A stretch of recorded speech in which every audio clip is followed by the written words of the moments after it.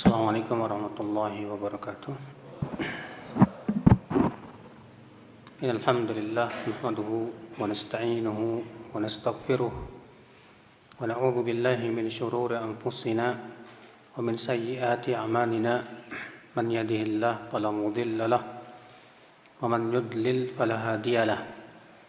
Wa asyhadu an la ilaha illallah wahdahu la syarika lahu wa asyhadu anna Muhammadan abduhu wa rasuluh. Qala Allah Ta'ala fi kitabihil karim, ya ayyuhalladzina amanu taqullaha haqqa tuqatih wa la tamutunna illa wa antum muslimun. Amma ba'd.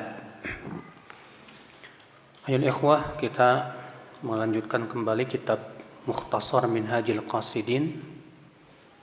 Sekarang kita masuk ke kitabun nikah wa adabuhu wa ma yata'allaqu bih. Kitab nikah ini buat para jomblo ya terutama. Tapi buat yang udah menikah juga penting. Iya. Untuk mengetahui tentang bagaimana keistimewaan menikah. Kata beliau, la yakhtaliful ulama fi anna an-nikaha mustahabbun. Para ulama tidak berselisih bahwa yang namanya menikah itu perkara yang disunnahkan. Ya, apa dalilnya? Hadis bahwa Nabi Shallallahu Alaihi Wasallam ya pernah ada 3 orang, yang satu ya dia tidak ingin tidur semalam suntuk, pokoknya semalam suntuk mau ibadah. Yang satu lagi dia mau puasa setiap hari, tidak berbuka. Yang satu lagi ya, dia tidak mau menikah. Pokoknya mau ibadah aja sudah. Maka Rasulullah SAW ya memanggil 3 orang ini. Apa kata Rasulullah? Antumul ladzina qultum kadza wa kadza. Apakah kalian yang pernah mengatakan begini dan begitu? Kata mereka, benar wahai Rasulullah.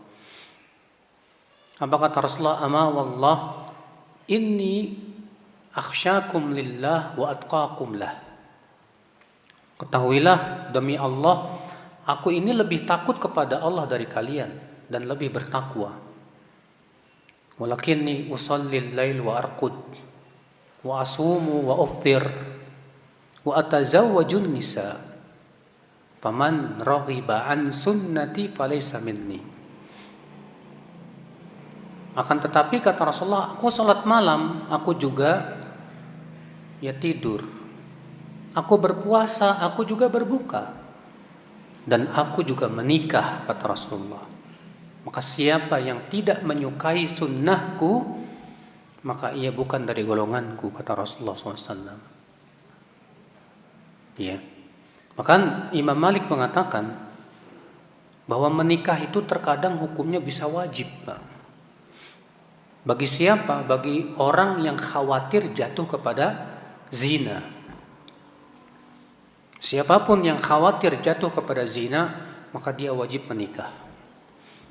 Adapun kalau dia tidak khawatir jatuh kepada zina, maka sunnah dia untuk apa? Menikah. Iya. Kata beliau, wa fihi fawaid. Dalam menikah itu ada manfaat-manfaatnya. Apa manfaat menikah? Minha al-walad. Yang pertama, agar bisa mendapatkan anak. Li'annal maqsuda baqa'un nasl. Karena tujuan menikah itu apa, Pak? Untuk melanjutkan keturunan.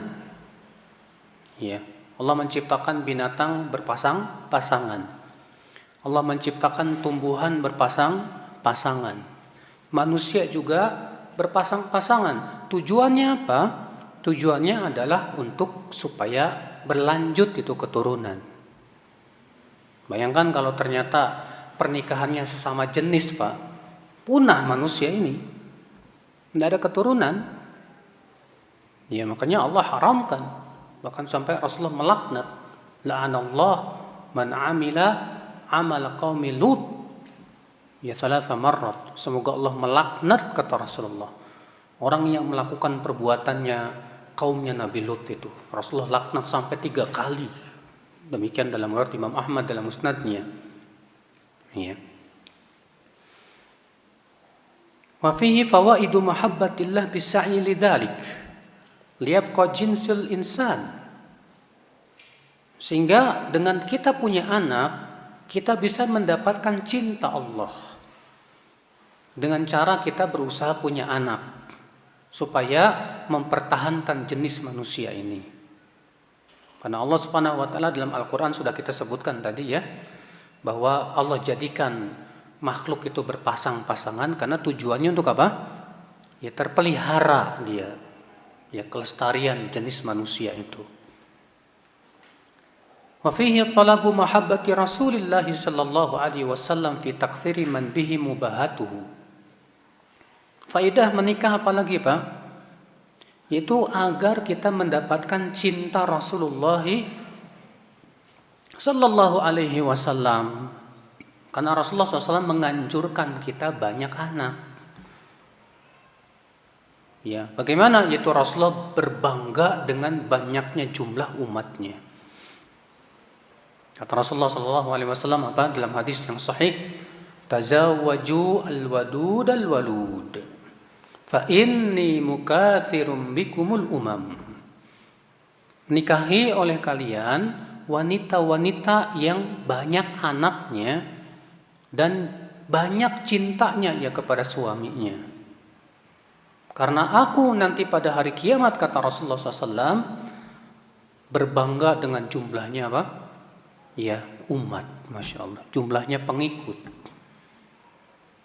Maka bayangkan saudaraku, kita membuat Rasulullah SAW bangga saja, subhanallah. Ya.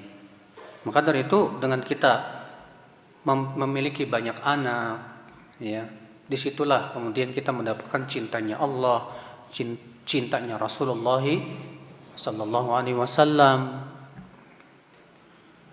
Wa fihi talabut tabarruk bi du'ail waladis salih wasyafa'ah bi maulidil waladis saghir. Di antara faedah nikah apalagi? Kata beliau yaitu kita mengharap kita bisa mendapatkan doanya anak soleh. Ya, kalau kita punya anak, kita punya keturunan yang soleh, ketika kita sudah meninggal dunia Pak, apa yang terjadi? Anak soleh itu akan mendoakan terus orang tuanya.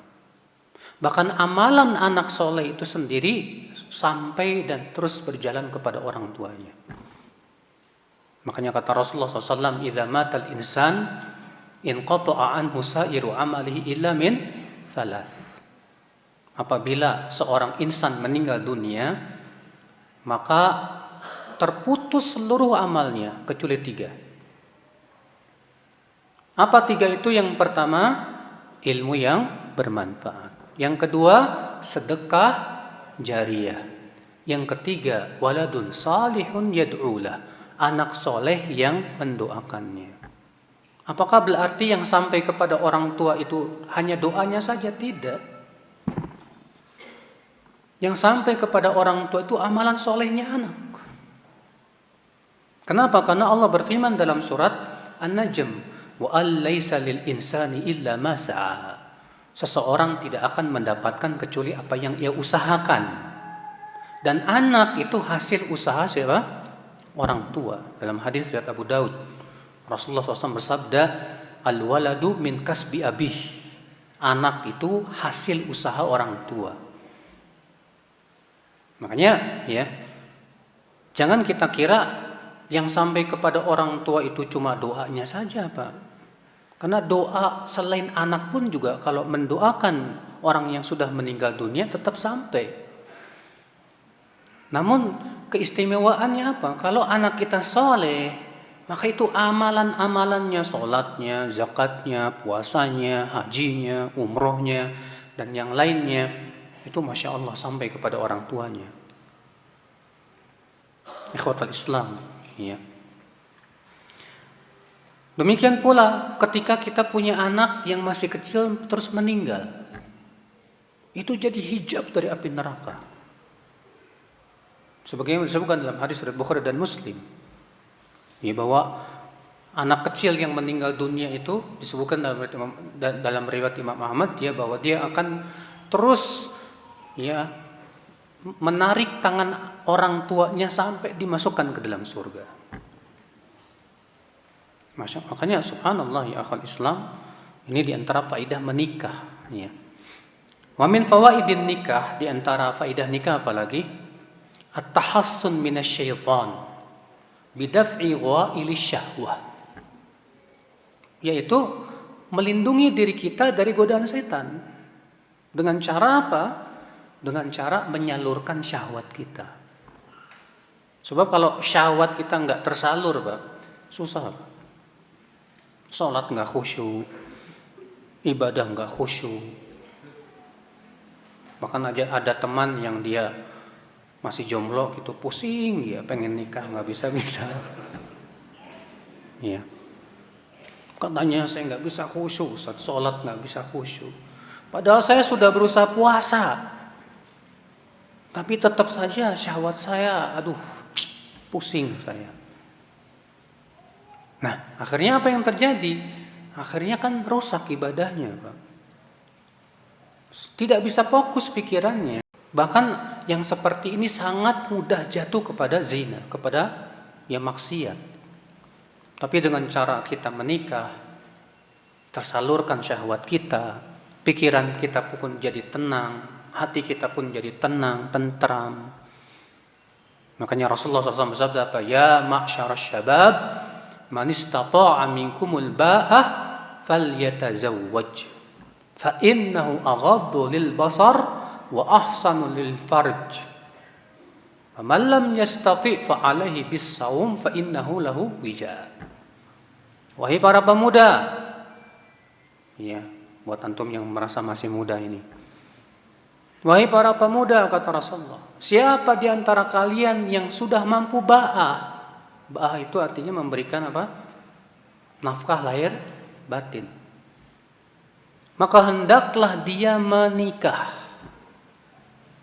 Karena itu lebih menundukkan pandangan dan lebih memelihara kemaluan. Dan siapa yang tidak mampu untuk menikah, hendaklah ia berpuasa. Karena itu menjadi perisai untuknya. Lihat saudaraku seiman, ya. Nabi SAW menganjurkan itu, ya. Karena dengan cara seperti itulah agama kita itu jadi terjaga, Pak. Apalagi kalau kita punya istri soleh, ya, solehah, masya Allah. Ya, kita bisa terbantukan, ya, untuk beramal soleh dan yang lainnya. Wa fihi tarwihun nafs wa inasuha bi mukhalatatiz zaujah. Di antara faidah nikah apalagi? Manfaat nikah, yaitu tarwihun nafs, membuat jiwa kita tentram. Karena yang namanya fitrah manusia, Pak, dia akan tentram ketika ia hidup bersama pasangannya. Ya. Makanya Allah Subhanahu wa taala menyebutkan wa ja'ala bainakum mawaddatan wa rahmah. Allah menjadikan di antara kalian, wahai laki-laki dan wanita, rasa cinta dan kasih sayang. Fitrahnya laki-laki ingin mencintai wanita dan menyayangi. Dan fitrahnya wanita ingin mencintai seorang laki-laki dan menyayangi, kecuali yang fitrahnya rusak. Ya. Maka dengan kita punya istri yang kita cintai, yang kita sayang padanya, hati juga tentram. Ya. Wa inasuha bi mukhalatatiz zaujah. Hati kita menjadi sejuk ketika kita berada di samping istri kita. Ya. Siapapun antum yang masya Allah diberikan oleh Allah istri yang soleha, bukan cuma soleha, cantik, masya Allah, maka mungkin antum betah di rumah tuh, Pak. Ya, punya istri yang masya Allah, itu tolong dibangunin, Kang, ulah sare atuh Kang. Tadi baca doanya enggak sebelum tidur?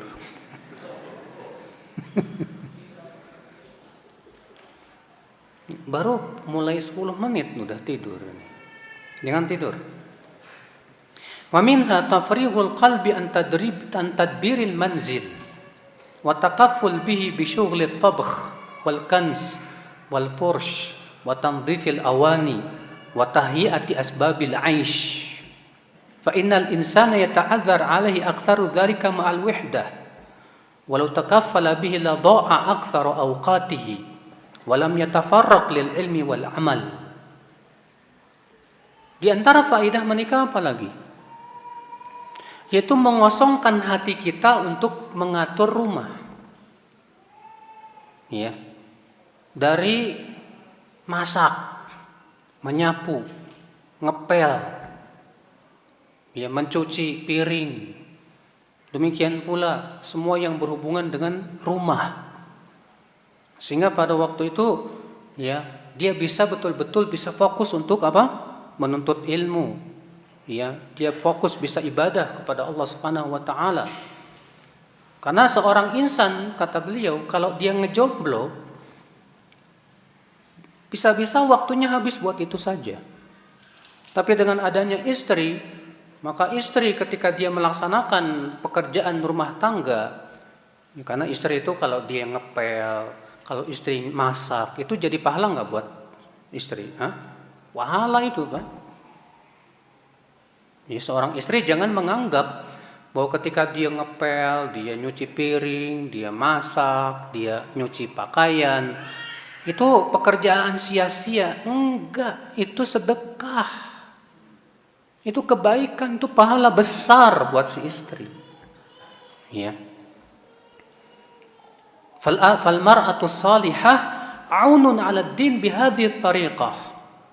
Maka dengan cara seperti ini, kata beliau, istri salihat itu membantu suaminya untuk bisa fokus dalam menuntut ilmu, beramal saleh dan yang lainnya. Bukan berarti suami tidak bantu istri, tidak. Tetap Rasulullah SAW juga membantu istrinya. Sebagaimana Aisyah radhiyallahu anha ditanya, apa yang Rasulullah lakukan di rumahnya? Apa kata Aisyah? Kana fi mihnati ahli. Adalah Rasulullah SAW mengerjakan pekerjaan istrinya. Rasulullah SAW mengerjakan pekerjaan siapa? Istrinya juga, artinya membantu juga. Artinya tidak diserahkan semuanya sama istri, tetap. Karena saling membantu. Karena tujuan kita berumah tangga itu saling membantu, Pak. Yang paling utama saling membantu untuk apa? Ketaatan. Ya. Saling membantu untuk apa? Menaati Allah, menegakkan syariat dalam rumah tangga kita. Oleh karena itulah saudaraku sekalian, Rasulullah SAW ketika ditanya oleh Umar bin Khattab, apa kata Umar bin Khattab? Ma khairu maktanazahul mar'u. Wahai Rasulullah, apa harta yang paling baik untuk ditabung? Apa kata Rasulullah? Ada 3 yang paling baik untuk ditabung oleh seseorang. Yang pertama, qalbun syakur, hati yang bersyukur. Yang kedua, lisanun dzakur, lisan yang selalu berzikir. Yang ketiga apa kata Rasulullah? Zaujah salihah tu'inuhu ala ta'atillah. Istri salihat yang membantu dia untuk menaati Allah Subhanahu wa taala. Dibantu sama istri, mah nanti dibangunin ya, mau sholat tahajud. Ya, dibantu sama istri. Makanya kalau suami istri sering bantu dalam ketaatan luar biasa, Pak. Ya, Rasulullah SAW mendoakan rahimallahu imra'an istayqadha minal lail fa shalla thumma ayqadha ahlah fa illam yastayqidh rasya ala wajhihal ma. Semoga Allah merahmati siapa? Suami yang bangun di waktu malam, lalu ia sholat malam, lalu ia bangunkan istrinya untuk sholat malam. Jika tidak bangun maka diciprati wajahnya dengan air. Wa rahimallahu imra'atan istaiqadat minal lail fasallat. Kata Rasulullah, semoga Allah merahmati seorang istri yang bangun di waktu malam, lalu ia sholat malam. Tsumma aiqadat ahlaha, lalu ia bangunkan suaminya. Fa illam yastayqiz, kalau suaminya enggak bangun, rasyat fi wajhil ma, diciprati air ke wajahnya. Antum pernah enggak cipratin air sama istri antum? Pasti bangunin, mas, bangun, ngapain? Sholat malam. Aduh, nanti aja lah. Toto ceprot di wajah. Iya. Kira-kira antum marah nggak kayak gitu? Rata-rata sih marah. Tapi kalau antum berterima kasih, aduh makasih ya Maya, udah bantu saya untuk tahajud. Top. Antum berarti memang ya antum memang ingin dibantu sama istri untuk menaati Allah Subhanahu wa taala. Ya. Nah, ini akhwat Islam, azani Allah wa iyyakum. Kata beliau, wa min fawaidihi aidan, di antara faidah menikah apalagi mujahadatun nafsi wa riyadatuha biri'ayati wal wilayah wal qiyam bihuquqil ahl wa sabri ala akhlaqihinna wa ihtimalil adha minhunna wa sa'i fi islahihinna wa irsyadihinna ila tariqid din wal ijtihad fi kasbil halal li ajlihinna, yaitu berjihad melawan hawa nafsu dan mengolahragakan, melatih jiwa kita untuk apa? Untuk memimpin istri kita. Ya. Dengan cara apa?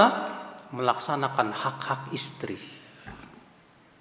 Sabar menghadapi kekurangan istri. Dilatih tuh Pak. Iya. Sabar menghadapi gangguan istri. Karena kan yang namanya perempuan bengkok Pak. Rasulullah mengabarkan begitu. Kata Rasulullah SAW, istausu bin nisa'i khaira, fa innahunna khuliqna min dhila, fa inna a'waja syai'in min ad-dhila a'lah, fa in dhahabta tuqima kasartah, wa in taraktaha lam tazal a'waj, fastausu bin nisa'i khaira. Berbuat baiklah kepada para wanita, para istri maksudnya, karena mereka tercipta dari tulang rusuk. Dan tulang rusuk yang paling bengkok kata Rasulullah yang paling atas. Kalau kamu biarkan, ya kalau kamu paksa untuk apa? Lurus, patah. Tapi kalau kamu biarkan, dia akan tetap bengkok. Cara mana? Caranya berbuat baiklah kepada mereka. Ya. Membutuhkan kesabaran tidak Pak? Untuk menghadapi istri yang rewel. Butuh kesabaran Pak ketika kita berumah tangga untuk menghadapi kekurangan pasangan kita. Secantik apapun istri kita pasti punya kekurangan. Setakwa apapun istri kita pasti punya kekurangan. Sebagaimana halnya kita. Kita juga sebagai seorang suami pasti banyak kekurangannya ya tidak? Naam. Ya, kalau antum mengharapkan istri itu nggak ada kekurangannya, nanti di surga. Kalau di surga baru nggak ada kekurangannya. Adapun sekarang di dunia antum mengharapkan istri nggak ada kekurangannya, mustahil. Ya. Sampai ada ikhwan nanya, Ustadz, gimana caranya saya bisa mendapatkan istri seperti Khadijah? Saya bilang, kamu bisa dapat kalau kamu seperti Rasulullah. Kan bingung. Ya. Kita pengen istri kita super, kitanya sendiri masih banyak maksiat. Kitanya sendiri masih banyak kekurangan. Maka disinilah faedah nikah di situ Pak.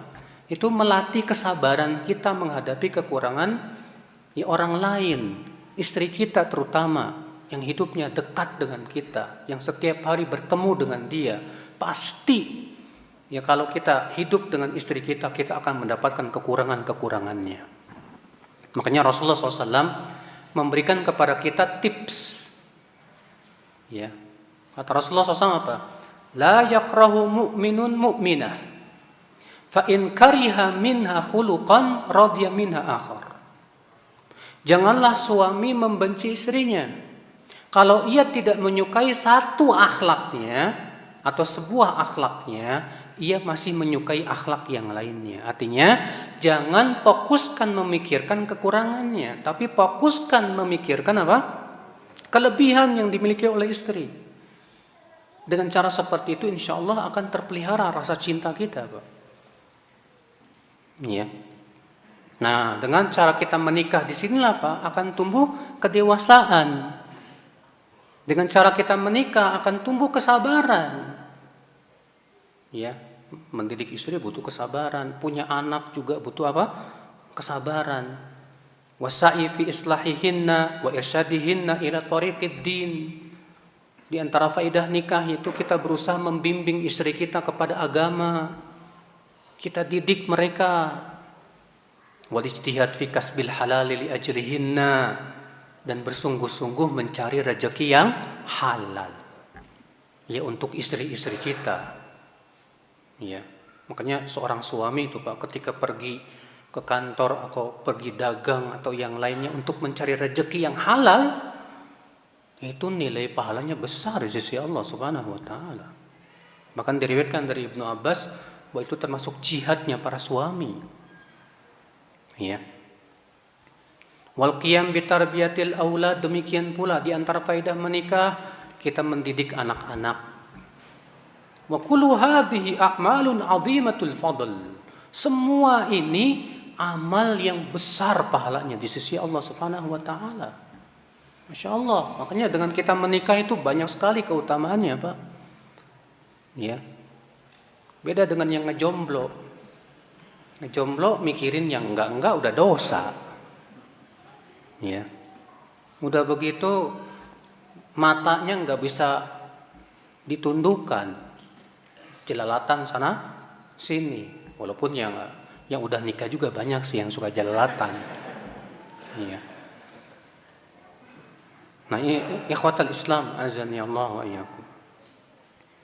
Kata beliau fa inna ri'ayatun wa wilayah wa fadlu ri'ayah 'azimun. Karena menikah itu terdapat apa? Ri'ayah, mengurus.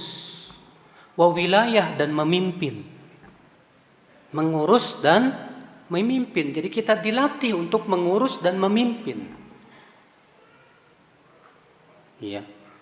Kalau antum sebagai seorang bupati atau camat atau pemimpin, ternyata antum bisa memimpin rakyat yang banyak, tapi kata istri apaan itu?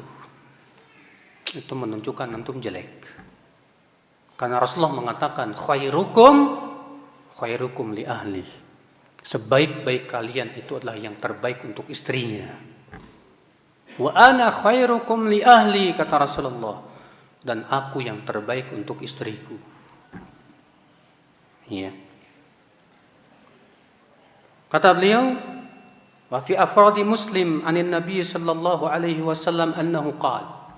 Dan dalam hadis riwayat Muslim, Nabi sallallahu alaihi wasallam bersabda, dinarun anfaqtahu fi sabilillah, wa dinarun anfaqtahu fi raqabah, wa dinarun tasaddaqta bihi ala miskin, wa dinarun anfaqtahu ala ahlik, afdaluha alladhi anfaqtahu ala ahlik.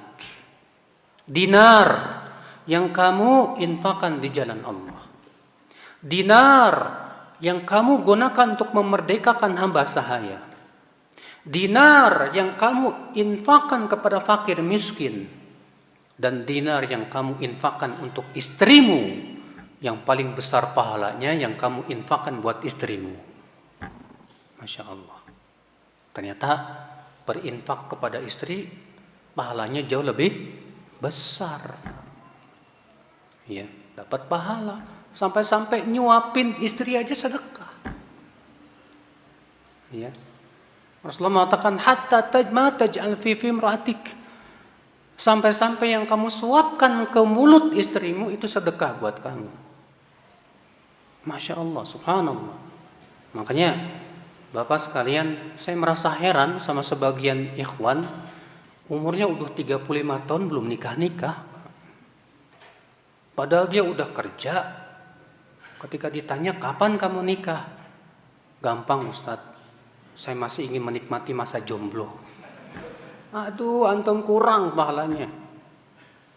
Antum kalau udah menikah, pahala itu banyak banget ya.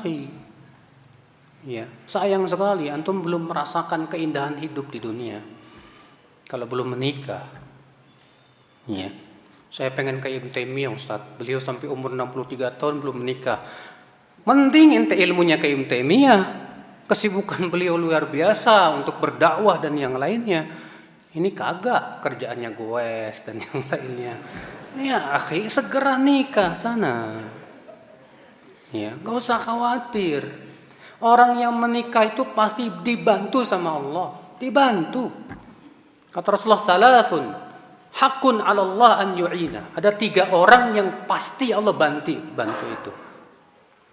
Siapa 3 orang? Di antaranya an-naqih yuridul afaf. Seorang pemuda yang menikah karena ingin menjaga kehormatan dirinya, ingin menjaga kemaluannya. Masya Allah, pasti bantu. Makanya Allah mengatakan apa? Iyakunu fuqara yughnihimullahu min fadlih. Jika mereka fakir, Allah pasti kayakan dengan karunia-Nya. Ya, ketika Allah memerintahkan supaya menikahkan para pemuda dan pemudi. Menikah penting, apalagi sekarang ya akhi, di zaman fitnah ini luar biasa dahsyat. Ya. Maka dari itu, ya orang yang di zaman fitnah begini enggak mau nikah, biasanya enggak lepas dari 2. Kata Umar bin Khattab, orang yang tidak menikah itu tidak lepas dari 2. Ima impoten, atau yang kedua ada kelainan. Ada apa? Ada kelainan. Nah, antum yang belum menikah mana nih yang ada 2 nih? Ya. Tapi kita lanjutkan faslun fi afatin nikah. Pasal tentang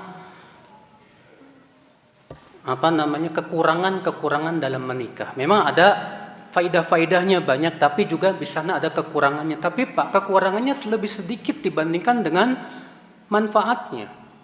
Memang betul ada kekurangannya. Afin nikahi afat. Dalam menikah memang ada kekurangan, kata beliau. Aqwaha, yang paling berat kekurangannya apa? Al-ajzu an talabil halal. Ketika kita lemah untuk mencari rezeki yang halal. Ya, mencari yang halal.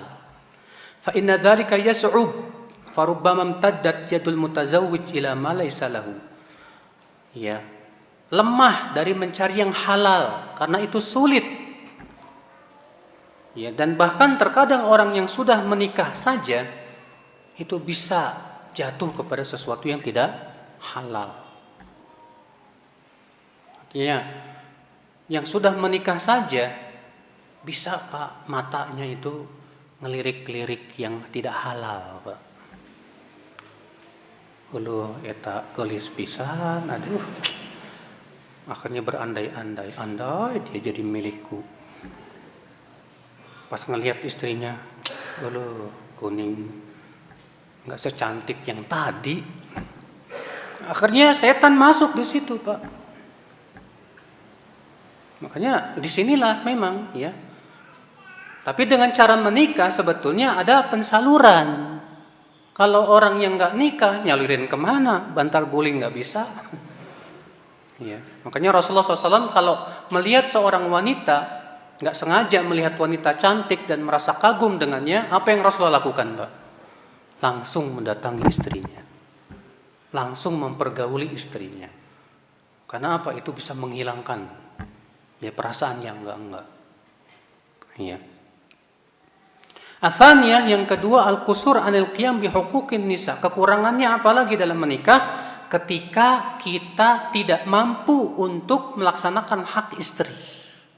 Karena istri punya hak loh. Apa hak istri diantaranya apa? Dikasih nafkah. Apalagi haknya? Dididik. Apalagi haknya? Dilindungi.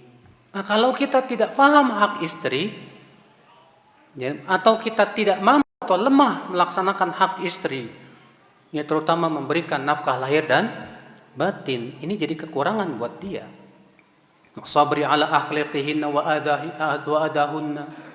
Demikian pula kalau suami ternyata nggak sabaran orangnya, nggak sabar menghadapi akhlak istri yang kurang bagus, nggak sabar dengan gangguan dari istri. Ya, padahal kata Abu Darda, apa kata Abu Darda?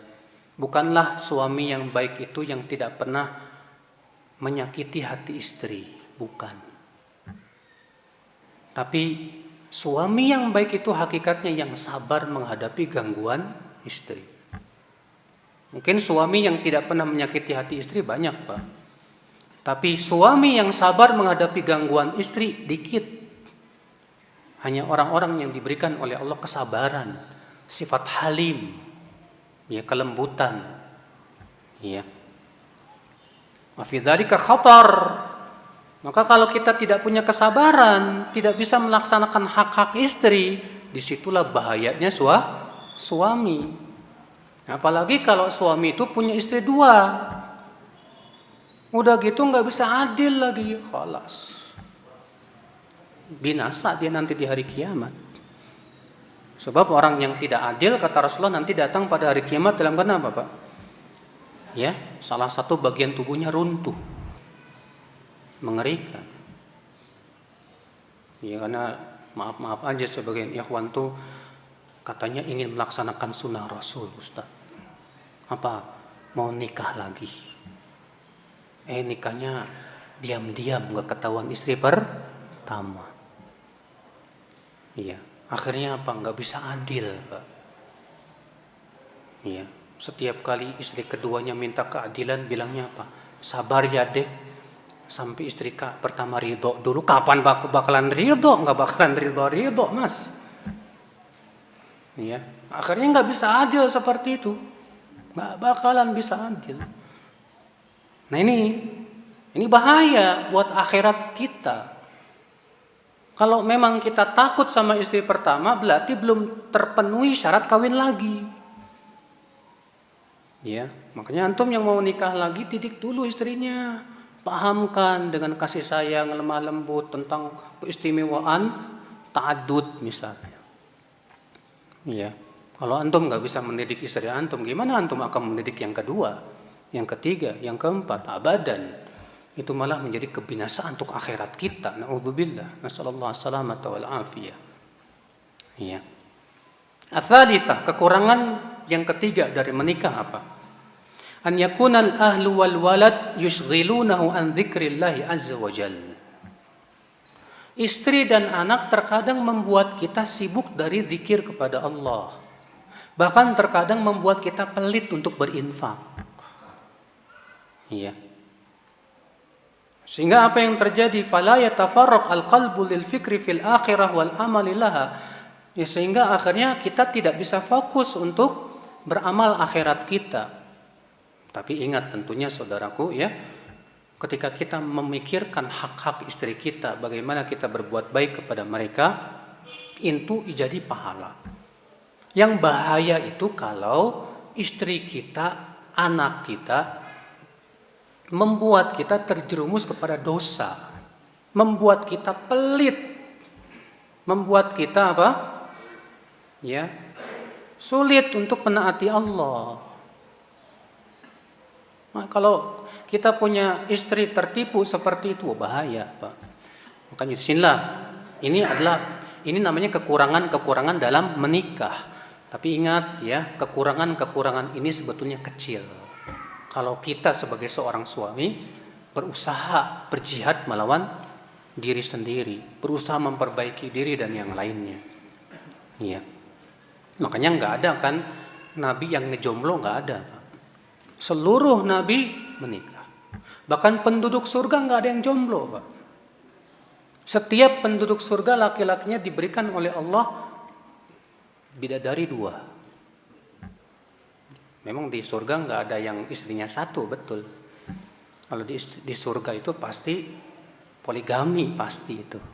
Diberikan oleh Allah Subhanahu wa taala istri, bahkan ada yang sampai 100, sesuai dengan amalan yang ia lakukan dalam kehidupan dunia. Iya. Ikhwatal Islam, azan ya Allah wa iyyakum. Fahadhihi majami'ul afat wal fawaid fal hukmu ala syakhsin wahid bi anna al-afdal lahu an-nikah aw al-uzumah mutlaqan masrufun ala al-ihata bi majami' hadhil umur. Nah, inilah kumpulan kekurangan dari menikah, demikian pula faidah-faidah dari menikah. Ya. Maka untuk menghukumi seseorang mana yang lebih utama, dia menikah atau tidak menikah, melihat kemampuannya dia. Ya, kalau dia memang ternyata orangnya lemah, tidak bisa melaksanakan hak-hak istri, mungkin barangkali dia tidak menikah lebih utama. Sebab kalau dia menikah bisa jadi menzolimi anak orang, menzolimi istrinya. Maka kalau hal itu bisa terjadi, itu bisa merusak agamanya, merusak akhiratnya. Ya sudah, kalau begitu yang lebih baik buat dia tidak apa? Tidak menikah. Ya. Bal yanbaghi lil murid an ya'rid nafsahu an ala hadhil ahwal. Maka seseorang hendaklah menimbang dirinya sendiri. Apakah dia memang ketika menikah itu mampu untuk melaksanakan hak-hak istrinya atau tidak. Iya. Wa huwa ma'a dzalika syabun yahtaju ila taskini syahwah. Fa in intafat anhu al-afat wajtama'at lahu al-fawaid bi an kana lahu malun halal wa husnul khuluq wa huwa ma'a dzalika syabun yahtaju ila taskini syahwah wa munfaridun yahtaju ila tadbiril manzil fala syakka anna an-nikaha afdal. Maka siapa yang ia punya kemampuan, dia punya harta yang halal, dia mampu untuk mencari nafkah, dia juga seorang pemuda yang kuat syahwatnya, ya, dan dia juga membutuhkan pasangan hidup, ya, untuk mengatur rumahnya, maka tentu kata beliau yang paling utama untuk dia adalah menikah. Ya. Wa in tafat hadhil fawaid wajtama'at fil afat. Tapi kalau sebaliknya ternyata dia tidak bisa melaksanakan hak istrinya, ya, dimana kalau dia menikah malah mudaratnya lebih besar daripada dia ngejomblo, maka pada waktu itu tidak menikah lebih utama buat dia, kata beliau. Ya. Kemudian beliau mengatakan faslun fi tibi al-ishrah, pasal tentang bagusnya pergaulan suami istri.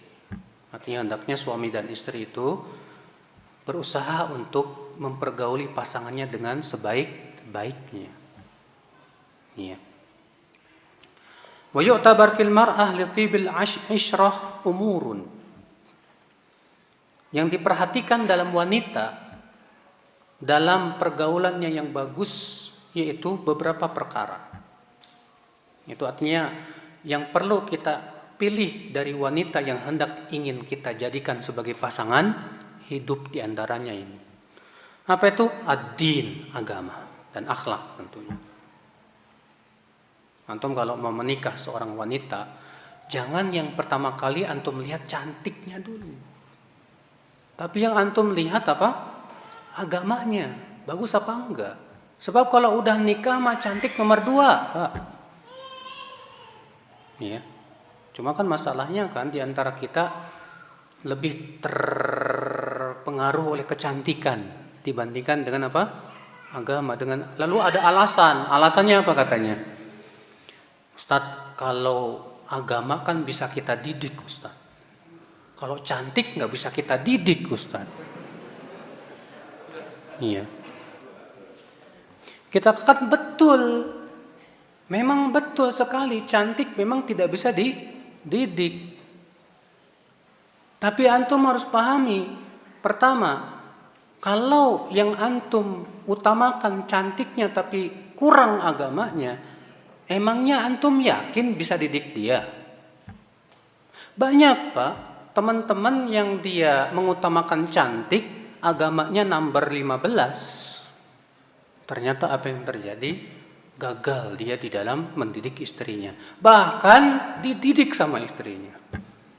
Akhirnya apa? Malah semakin jauh dari agama. Ya wallah. Maka dari itu, ya, yang harus kita perhatikan betul agamanya. Rasulullah mengatakan apa? Tunkahul mar'ah, ya, li arba. Wanita dinikahi karena 4. Yang pertama, li jamaliha, karena cantiknya. Yang kedua, li limaliha, karena hartanya. Yang ketiga, li hasabiha, karena keturunannya. Dan yang ketiga, lidin, yang keempat, lidiniha, karena agamanya. Apa kata Rasulullah? Fadfar bidzatid din, taribat yadak. Pilih yang punya agama dan akhlak. Kamu akan beruntung, sudah. Kamu akan beruntung. Wallahi Pak, kalau istrimu kurang cantik tapi akhlaknya luar biasa, agamanya luar biasa, wallahi itu akan menjadi cantik di hadapan kamu. Sahih. Karena setelah menikah itu sekali lagi Pak, setelah kita menikah, kecantikan nomor 2 Pak. Banyak kok ikhwan istri pertamanya udah cantik banget, tetap aja pengen nikah lagi. Itu kan menunjukkan bahwa kecantikan itu nomor 2. Yang penting itu adalah apa? Akhlak.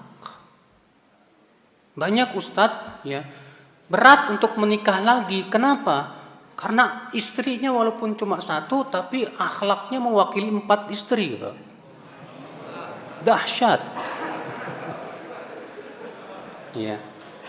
Luar biasa istrinya, sehingga saking bagus akhlaknya, agamanya dan yang lainnya berat. Ya, untuk menikah lagi, bukan karena si ustadznya ketakutan, bukan, Pak. Ya. Nah, ini akhwal Islam, azani Allah wa iyyakum. Jadi, ya, yang harus kita perhatikan adalah agama. Ya, kata Rasulullah SAW, fadfar bidzatid din taribat yadak. Pilih oleh kamu yang punya apa? Agama. Niscaya kamu akan apa? Beruntung. Tuh lihat tuh. Janji Rasulullah nggak mungkin salah, Pak. Beruntung. Ya. Fa idza lam yakun laha dinun afsadat dina zaujiha. Kalau istri tidak punya agama atau rusak agamanya, dia pun akan bisa merusak agama suaminya. Ya. Wa azrat bih, dan akan menjerumuskannya kepada dosa. Wa in salakat sabilal ghairah lam yazal fi bala'in wa taqdiri aishin. Ya, sehingga akhirnya si suami apa? Selalu berada dalam bala. Sahih. Pusing. Istrinya nggak mau pakai jilbab. Istrinya nggak mau sholat. Istrinya pusing. Aduh. Ya. Ada seorang suami, saya pernah ya ke Tamini Mall itu, Taman Mini ya. Kemudian habis sholat zuhur, ketemu seorang ikhwan, Ustaz saya pengen curhat Ustaz. Kenapa akhi? Istri saya ini gimana ya Ustaz? Dia gak mau pakai jilbab Ustaz. Gak mau nutup aurat. Bahkan disuruh sholat aja malas-malesan Ustaz. Kebetulan memang istri saya punya toko, saya juga punya toko. Qadarullah sekarang ini toko istri saya lagi rame-ramenya ini Ustaz. Sementara toko saya lagi sepi-sepinya Ustaz. Setiap kali saya suruh istri saya, kamu sholat, jawabannya apa Ustaz? Saya yang gak sholat saja tokonya rame, kamu yang sholat tokonya gak rame. Selalu menilai kasih sayang Allah itu dengan apa? Materi. Itu memang begitu kalau gak punya agama. Kalau rusak agamanya seperti itu jadinya. Ya. Akhirnya rumah tangga kita jadi kayak neraka sudah. Udah di dunia neraka, di akhirat neraka lagi. Kan pusing. Ya. Ikhwatal Islam. Ats-tsani, yang kedua, husnul khuluq, akhlaknya yang bagus. Fa inna sayyi'atal khuluq dararuha aktsar min naf'iha. Karena istri yang akhlaknya buruk lebih banyak mudorotnya daripada manfaatnya. Sahih. Istri yang akhlaknya buruk menjatuhkan kepada antum kepada apa? Akhirnya antum menghalalkan segala cara. Dia tidak puas dengan gaji antum yang cuma sedikit. Gimana caranya? Ayo dong, gak apa-apalah, walaupun korupsi. Berapa banyak Pak pejabat-pejabat yang korupsi gara-gara istrinya terkadang yang membuat dia jatuh kepada perbuatan dosa. Banyak ikhwan-ikhwan yang kerja di tempat yang haram, gak berani keluar dari tempat yang haram gara-gara istrinya tidak setuju. Takut ya kalau ternyata nanti nafkahnya berkurang, jatahnya berkurang, dan yang lain. Kenapa? Akhlaknya kurang. Tapi banyak ikhwan-ikhwan kita berani keluar. Saya punya teman, dia general manager di sebuah bank konvensional. Tapi karena istrinya solehat, ngaji juga, istrinya justru yang ngomporin suaminya supaya keluar. Nggak usah khawatir mas, saya ridho kok kalau kamu penghasilan cuma sebulan 2 juta juga nggak apa-apa, 1 juta juga nggak apa-apa, yang penting halal.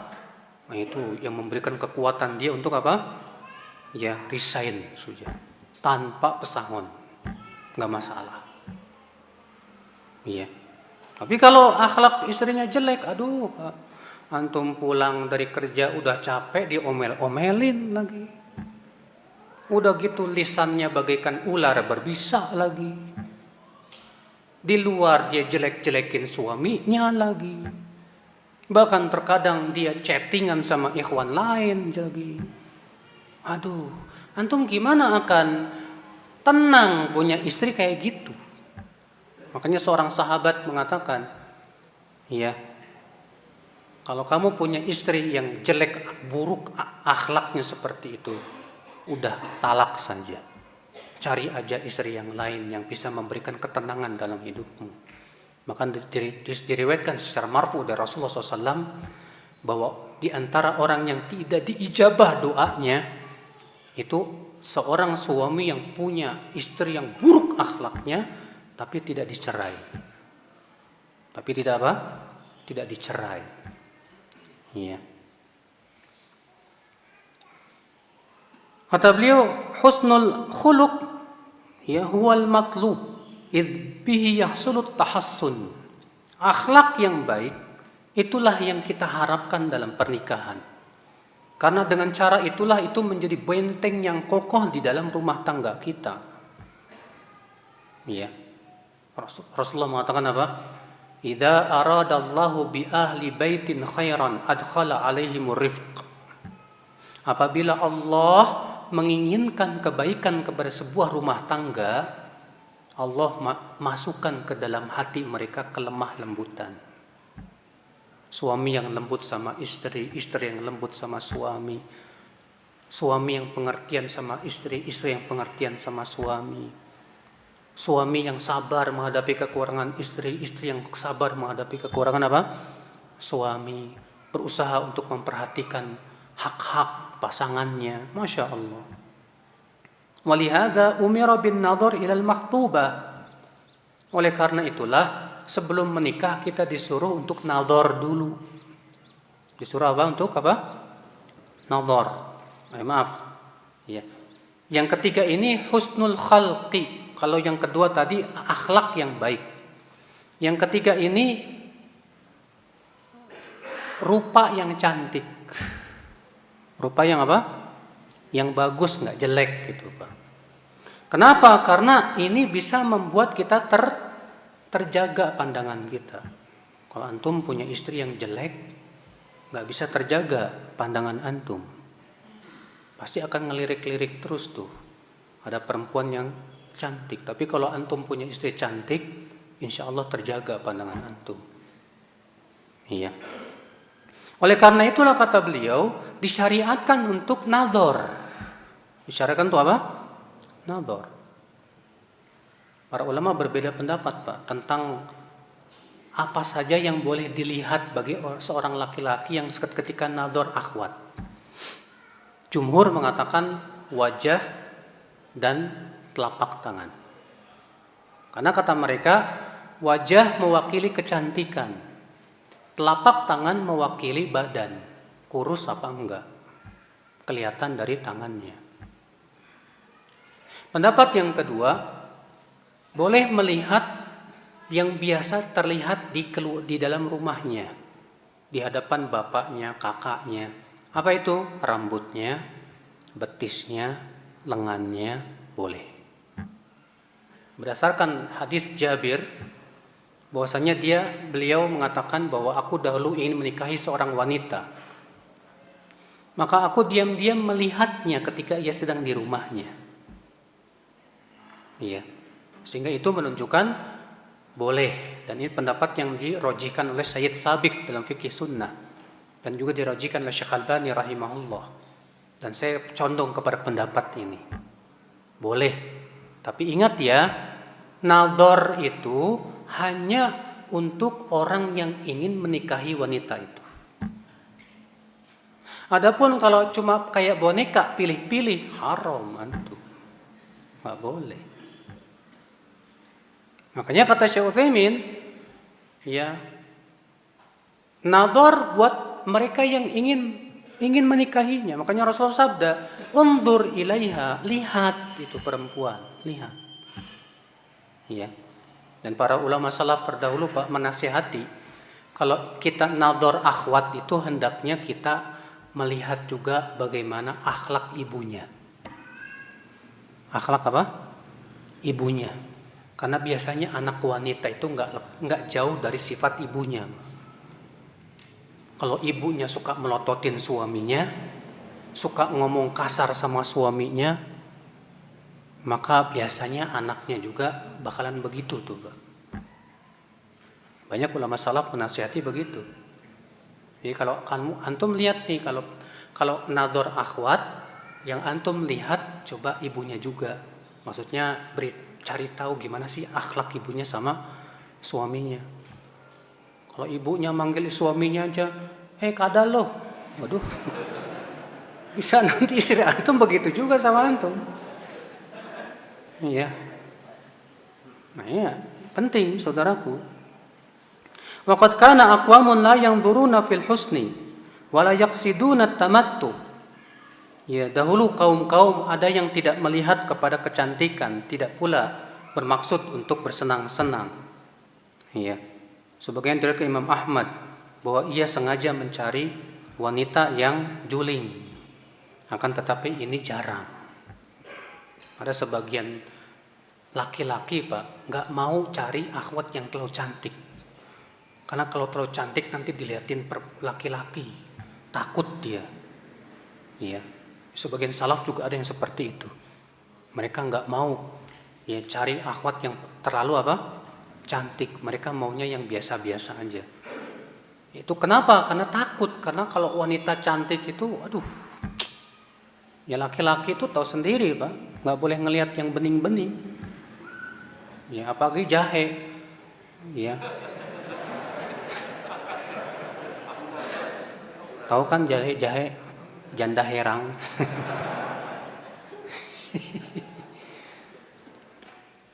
Akal Islam azani Allah wa iyyakum. Ya memang sih kalau kita melihat para nabi, istrinya rata-rata cantik, betul. Nabi Ibrahim istrinya tercantik di dunia sudah. Sarah itu wanita tercantik di dunia. Rasulullah istrinya cantik semuanya, nggak ada yang jelek. Tapi antum kalau pengen cari istri yang cantik, antum juga ngaca.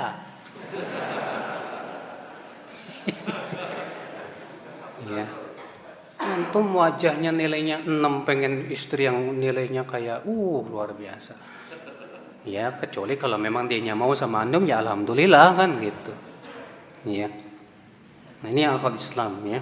Tapi kalau antum dapat 4-4-nya nih, sudah cantik, soleha, berharta, Masya Allah, luar biasa sudah. Ya. Ar-rabi yang keempat, khifatul mahar, maharnya ringan, nggak berat. Karena diantara tanda keberkahan wanita itu apa? Mahar yang ringan. Ya, kata Rasulullah, min yumnil mar'ah, diantara tanda keberkahan seorang wanita, khifatul mahar, maharnya murah. Ya. Alhamdulillah kalau di negeri kita, terutama di Jawa, rata-rata alhamdulillah, Pak. Dulu saya waktu mau menikah, kamu mau mahar apa? Terserah aja. Kalau gitu teh botol mau nggak? Ya, ya tentunya nggak boleh ya. Mahar itu harus sesuatu yang bernilai buat dia. Iya. Kalau antum di Arab, Pak, itu ngeri, Pak. Apalagi kalau Arab Baduy itu, maharnya mahal-mahal, Pak. Iya, mahar-mahal. Makanya banyak di Saudi itu orang yang udah tua masih ngejomblo. Kenapa? Gak mampu bayar mahal. Maharnya itu. Saya dulu punya dosen, anaknya sudah kelas 4 SD, mahar istrinya belum kebayar, masih dicicil. Saking mahalnya. Di negeri kita alhamdulillah ya, murah meriah. Itu tanda keberkahan, insya Allah. Keberkahan wanita itu tandanya murah, ya. Maharnya itu dia nggak minta yang neko-neko lah, ya. Wa qala Umar radhiyallahu anhu, Umar bin Khattab berkata, la tughalu fi muhurin nisa. Jangan bermahal-mahalan dalam mahar. Ya. Wa kama tukrahul mughalah fil mahr min jihatil mar'ah, yukrahu su'al an maliha min jihatir rajul. Sebagaimana seorang wanita, seorang laki-laki makruh hukumnya, atau seorang wanita makruh hukumnya memberikan mahar yang mahal, demikian pula seorang laki-laki makruh hukumnya bertanya tentang harta istrinya. Iya. Makanya seorang suami, Pak, walaupun istrinya sekaya apapun, jangan mengharapkan dibantu sama istrinya, jangan. Izzah seorang suami harus dijaga. Harus punya izzah seorang suami itu. Karena sebagian suami, maaf ya, malas, Pak. Malas cari nafkah, malas cari rezeki yang halal. Akhirnya istrinya yang kerja. Allah, ini orang zalim, Pak.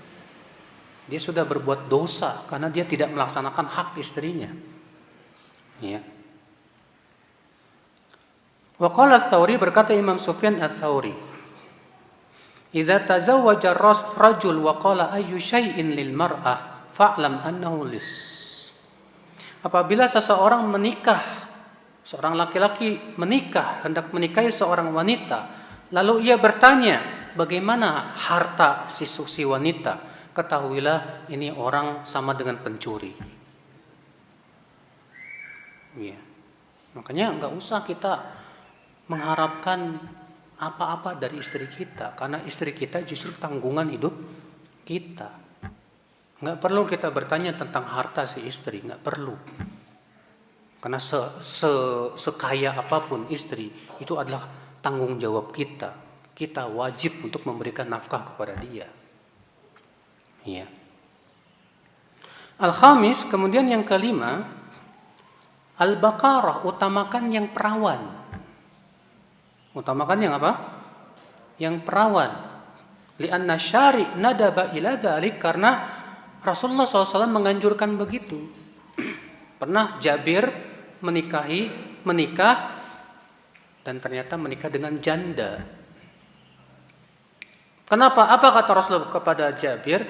Halla bikran, kenapa kamu tidak menikahi perawan?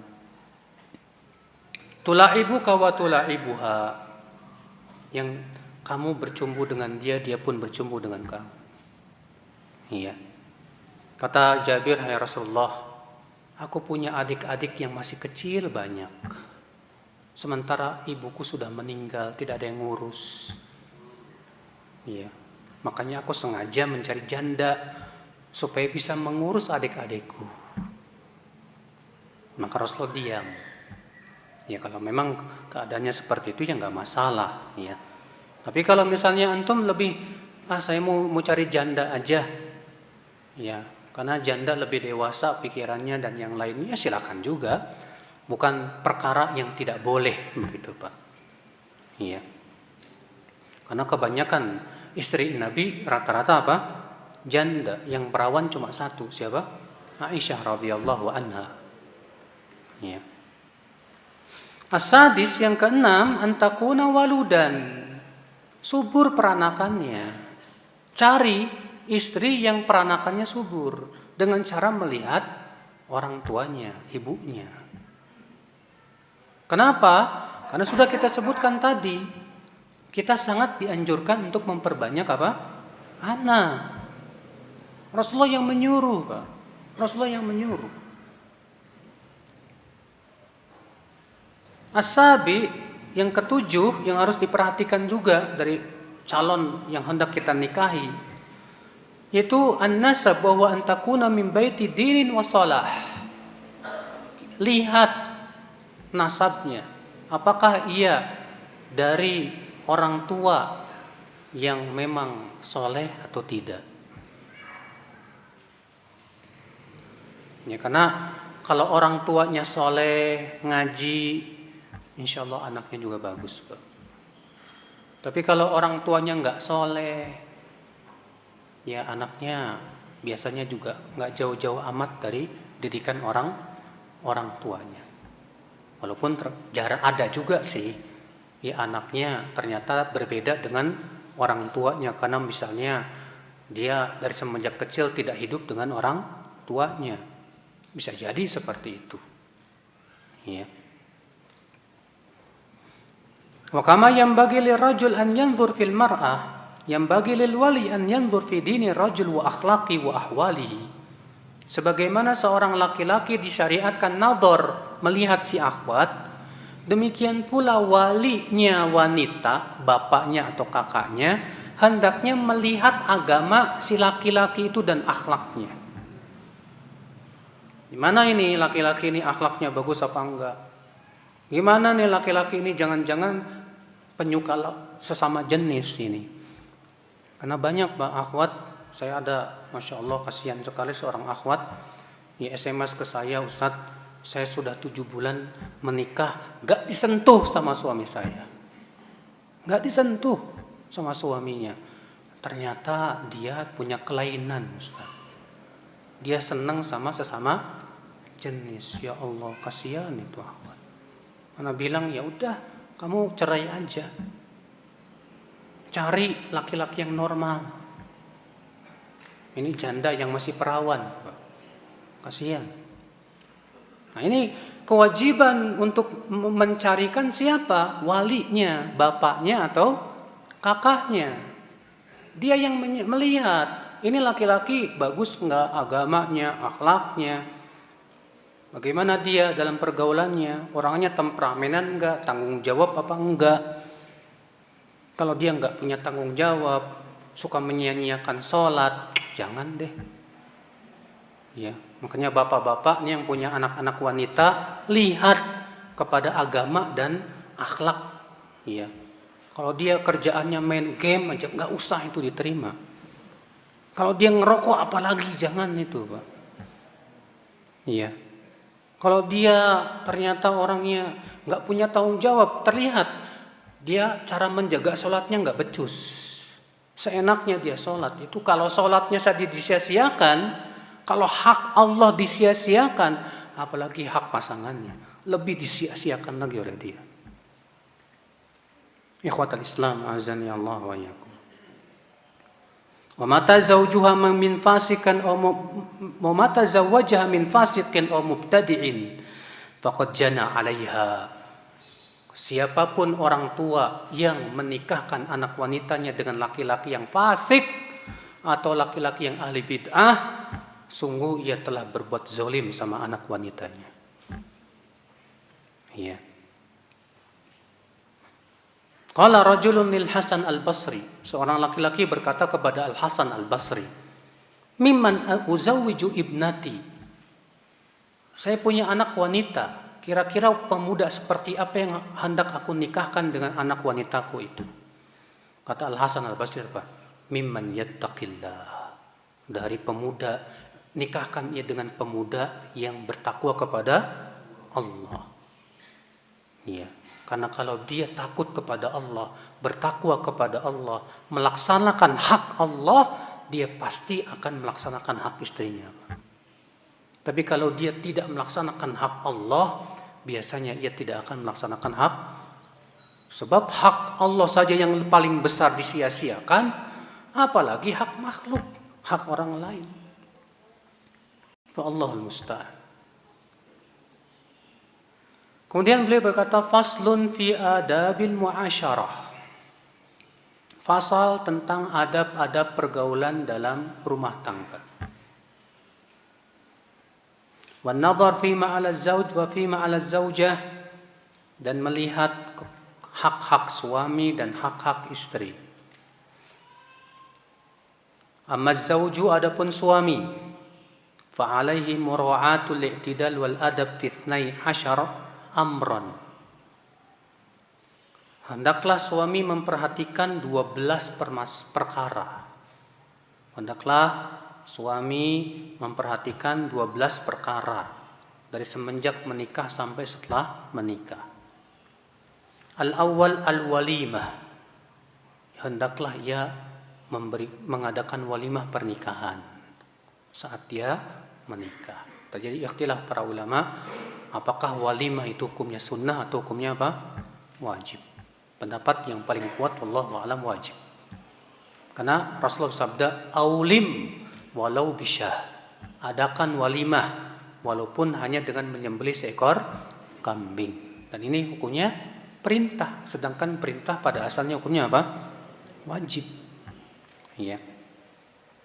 Asani, yang kedua yang harus diperhatikan oleh suami, husnul khuluq ma'az zaujah, yaitu berakhlak baik kepada istri. Apa sih akhlak baik kepada istri? Lembut, sabar, iya, tersenyum di hadapannya, tidak banyak mengadukan kesusahan sama istri. Itu akhlak yang baik, Pak. Banyak suami kalau di depan teman-temannya ketawa, ketiwi, cekekek, cegeran yang lainnya, di depan istrinya cemberut aja. Iya. Seharusnya di depan istrinya senyum, bercanda, berakhlak yang baik sama istri, Masya Allah. Karena orang yang paling berhak untuk kita berakhlak yang baik setelah kepada orang tua kita, kepada istri kita, saudaraku.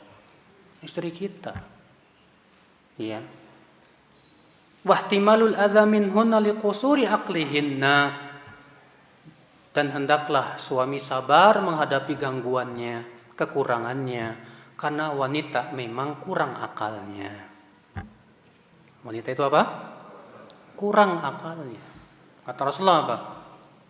Ya, kata Rasulullah SAW, ma ra'aitu min naqisati aqlin wa dinin adhab li aqli rajulil hazim min ihdakunna. Aku belum pernah melihat ada orang yang kurang akal dan agamanya, tapi bisa menghilangkan pikiran seorang laki-laki yang kuat dari wanita. Wanita walaupun banyak kekurangannya, kurang akal, tapi laki-laki yang sehebat apapun tunduk di depan wanita. Banyak kok orang yang kalau di depan orang kayak singa, di depan istri kayak kucing. Ya, banyak. Itulah the power of emak-emak.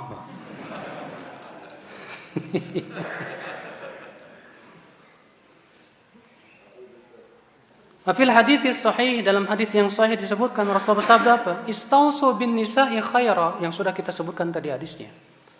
Berbuat baiklah kepada wanita. Jadi menghadapi istri yang kurang akal dan agamanya itu dengan cara seperti itu, berbuat baik. Ya, berakhlakul karimah. Ya. Berkata yang lemah lembut, yang enak didengar. Ya, bahkan kalau bisa merayu, rayu. Imam Al-Qurtubi ketika membawakan hadis ini, istausu bin nisa'i khaira, beliau membawakan bab dalam kitab beliau itu, bab merayu istri. Berarti nggak masalah kita mengucapkan kata-kata gombal sama istri nggak masalah. Kalau antum dulu pas pacaran baru gombal-gombalan, padahal itu gombal beneran. Kalau sama istri nggak masalah. Ya untuk menghidupkan rasa cinta, rasa kasih sayang dan yang lainnya. Wa'lam annahu laisa husnul khuluq ma'al mar'ah kaful adha anha bal ihtimalul adha minha. Ketahuilah, kata beliau, bukanlah akhlak yang baik sebatas tidak menyakiti hati istri. Tuh lihat. Tidak sebatas tidak menyakiti istri kita, bukan seperti itu. Tapi yang akhlak yang baik itu adalah sabar menghadapi gangguan istri. Ya. Wal hilm ala taishiha wa ghadabiha. Jangan terpancing emosi ketika istrinya marah. Kalau kita kan marah, Pak. Rasulullah SAW pernah, Pak, sedang berada di rumah Aisyah. Dan kebetulan memang waktu itu Rasulullah SAW sedang makan, mengundang beberapa sahabatnya untuk makan di rumahnya, di rumah Aisyah. Rupanya istri Nabi yang lain mengirimkan apa? Makanan. Ya, dengan bejana dari piring, dari gelas. Ketika Aisyah tahu kalau itu kiriman madunya, diambil, dibabetin. Pecah. Melihat itu Rasulullah tersenyum. Kalau antum marah kan gak kayak gitu. Kurang ngajar kamu, setan kamu. Rasulullah tersenyum. Apa kata Rasulullah kepada para sahabat yang menyaksikan itu? Ummukum gharat. Ibu kalian lagi cemburu. Iya. Masya Allah. Lihat hilmnya Rasulullah SAW. Iya. Maka dari itu, kalau antum ternyata melihat istrinya berbuat kesalahan malah marah-marah, antum berarti lebih parah dari istri antum. Ya.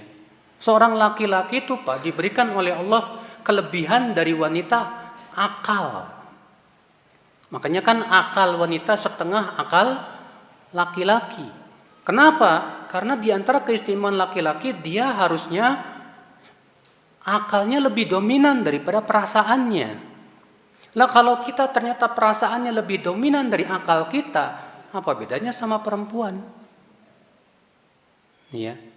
Maka seorang laki-laki jangan mudah terbawa emosi, dikit-dikit marah sama istri, temperamenan dan yang lainnya.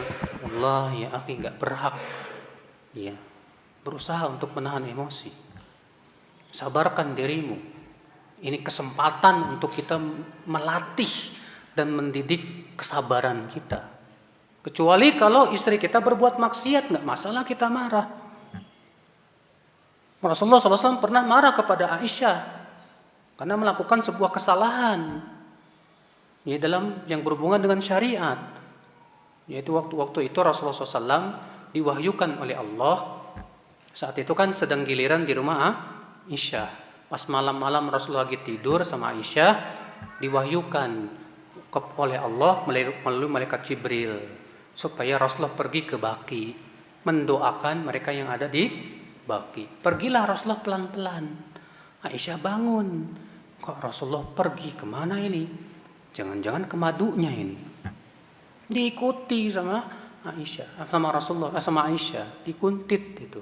Ternyata pergi ke Baqi. Baqi itu apa? Perkuburan. Lalu Rasulullah mendoakan. Setelah selesai mendoakan, Rasulullah pulang, Aisyah langsung lari terbirit-birit, Pak. Sampai di rumah Rasulullah merasa heran, kok Aisyah ngos-ngosan. Kata Rasulullah, apakah kamu tadi yang aku lihat bayangan hitam di depanku? Kata Aisyah, betul, aku. Dipukulnya dada Aisyah oleh Rasulullah. Apa kata Rasulullah? Apakah kamu kira Rasul akan berkhianat? Rasul tidak amanah, karena kan itu giliran Aisyah. Ini sama saja menuduh Rasulullah SAW apa? Hendak tidak berbuat adil. Paham tidak, Pak? Marah Rasulullah SAW. Tapi Aisyah pinter. Ketika Rasulullah marah, Aisyah langsung nanya, "Hei Rasulullah, kalau aku ziarah kubur, apa yang aku baca?" Rasulullah langsung hilang marahnya. Iya, kata Rasulullah, kalau kamu ziarah kubur, baca Assalamualaikum daraqaumum mu'minin wa inna insyaallah bikum lahiqun nas'alullaha lana wa lakumul afiyah. Iya. Nah, kalau istri kita jatuh kepada maksiat dan dia tahu itu maksiat, kita marah nggak masalah, Pak. Selama marah kita juga sesuai dengan koridor syariat. Jangan berlebihan. Ya. Tapi kalau itu sifatnya kesalahan yang manusiawi, maafkanlah dia. Hanya gara-gara dia nyenggol gelas pecah, kemudian kamu marahnya sampai seminggu. Aneh. Ya, sudahlah, maafkan dia. Ya. Nah, ini ikhwatul Islam, azani Allah wa yakum. Iqtidaan bi Rasulullah SAW sebagai teladan kita kepada Rasulullah sallallahu alaihi wasallam. Ya. Disebutkan dalam Sahihain dari hadis Umar bahwa istri-istri Nabi sallallahu alaihi wasallam pernah, Pak, mendiamkan Rasulullah, bahkan menghajar Rasulullah. Menghajar itu mengisolir beberapa malam, enggak mau ngomong sama Rasulullah. Istri-istri Nabi sallallahu alaihi wasallam. Ternyata Nabi sabar menghadapi mereka. Rasul aja digituin, apalagi kita. Rasulullah SAW digituin sama istrinya, Pak. Makanya rumah tangga yang sukses itu bukan rumah tangga yang nggak ada percekcokan, bukan. Rumah tangga yang sukses itu adalah rumah tangga yang mampu menyelesaikan permasalahan ketika terjadi percekcokan. Jadi ketika terjadi pertikaian suami istri, kemudian berhasil suami untuk menguasai kemarahannya, berhasil dia untuk meridhokan istrinya, itulah Masya Allah. Makanya kata Abu Darda kepada istrinya Ummu Darda, apa kata Abu Darda? "Hai istriku, kalau aku marah tolong ridhokan aku. Dan kalau kamu marah, aku akan ridhokan kamu."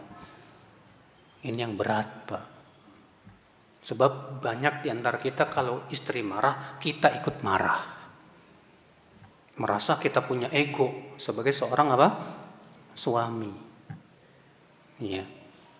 Kecuali orang-orang yang dirahmati oleh Allah Subhanahu wa taala. Allahu a'lam, saya kira cukup. Ya, insyaallah kita lanjutkan masih tentang adab-adab antara suami dan istri. Ya, pada pertemuan yang akan datang. Bagi yang mau bertanya, silakan menulis. Tidak diterima pertanyaan secara langsung.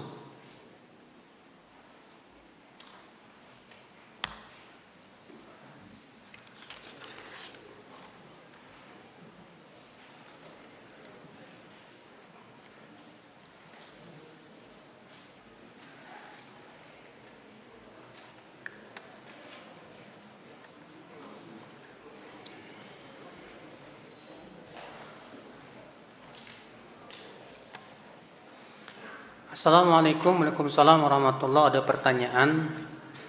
Salah satu guru kami mengatakan dalam kitabnya tentang bid'ahnya perkataan bahwa manusia adalah khalifah di muka bumi. Beliau membawakan dalil doa safar. Dalam doa safar itu apa? Ya, wal khalifatu fil ahl. Engkaulah khalifah untuk istri, untuk keluarga. Saya mau tanya, Pak, Ustadz ini membid'ahkannya ada nggak membawakan ulama salaf terdahulu? Ini yang nanya siapa? Dia membawakan nggak dalam kitab itu dari ucapan ulama? Hah? Kalau dia tidak membawakan dari perkataan ulama, hanya dari kantongnya dia, ini bahaya. Karena Allah tegas mengatakan dalam Al-Quran, Inni ja'ilun fil ardi khalifah.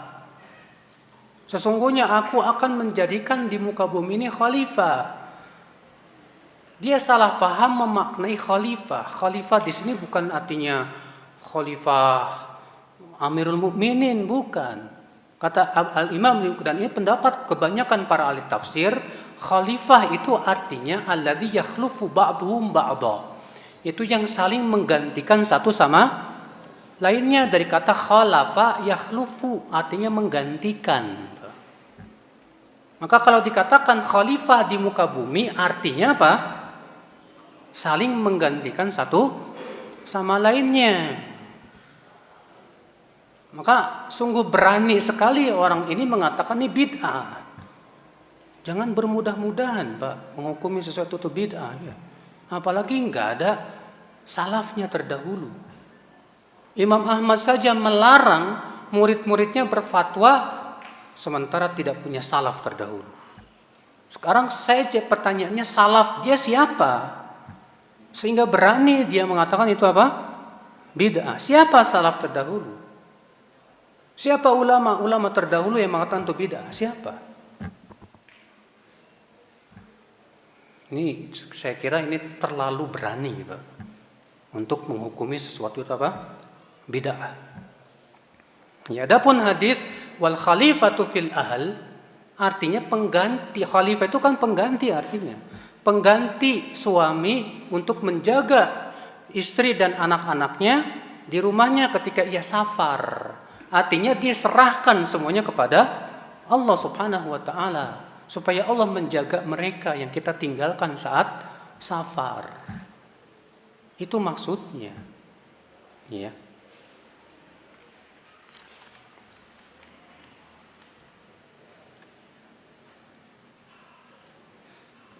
Anak hasil zina, apakah yang menjadi wali itu adalah bapak biologisnya? Tidak.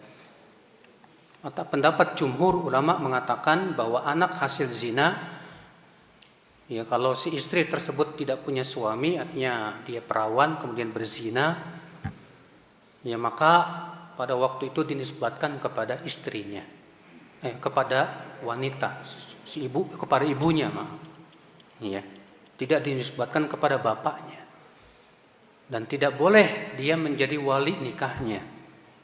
Maka yang menjadi walinya siapa? Wali hakim. Ya. Itu pendapat jumhur. Itu pendapat insya Allah yang paling kuat. Dulu saya menikah memilih agamanya. Istri saya seorang ustadzah dan hafidhah. Yang saya rasakan sekarang tidak bisa menambah kesolehan kepada diri saya. Kenapa ini? Ya. Saya takut pas dihisab nanti tidak bisa mempertanggungjawabkan, terutama membimbing istri saya. Kalau istri antum sudah soleha, terus antum nggak bisa menambah kesolehan, berarti yang bermasalah sama antum. Jangan disalahkan istrinya, antumnya yang disalahkan. Kalau antum sudah sadar bahwa antum yang kurang, jangan membiarkan kekurangan. Bagaimana caranya antum bisa memperbaiki apa? Diri. Ya. Perbaiki diri dengan cara apa? Banyak menuntut ilmu. Dulu istri saya Ustadz soleha, dia Masya Allah banyak hafal Quran, banyak hafal hadis dan yang lainnya. Setelah menikah dengan saya kok berubah?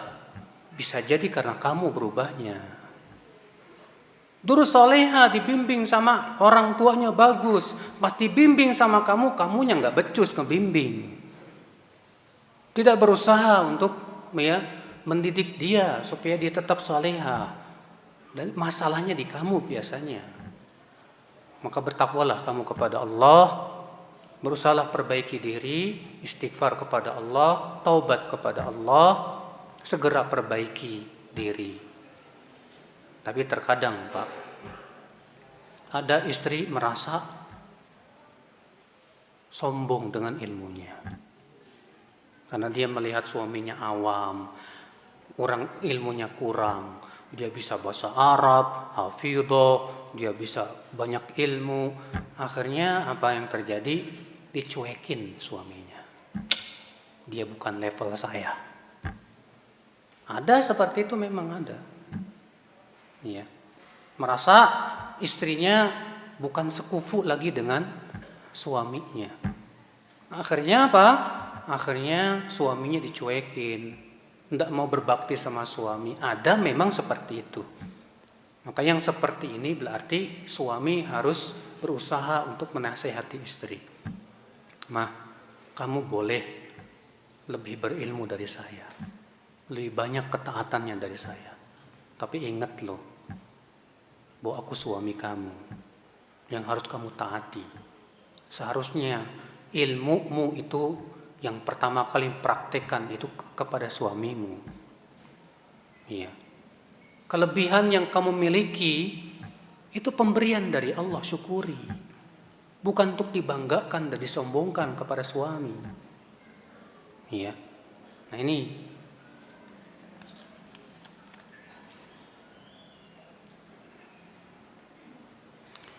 Apakah orang yang sering gagal menikah itu artinya disukai oleh jin? Belum tentu. Kenapa selalu gagal dalam menikah? Coba introspeksi diri. Pasti ada sebabnya kenapa. Coba perhatikan, mungkin kamu selama ini nggak becus mengurus istri. Mungkin selama ini kamu kurang kesabarannya menghadapi apa? Istri. Mungkin selama ini kamu mengharapkan istri yang sempurna, sudah. Tidak ada kekurangannya. Akhirnya setiap kali melihat kekurangan istri langsung cerai. Coba perhatikan, introspeksi yang benar. Ya. Kenapa kok selalu gagal dalam menikah? Ada apa ini? Coba ya, kita harus bisa introspeksi. Muhasabah diri itu penting, saudaraku. Iya.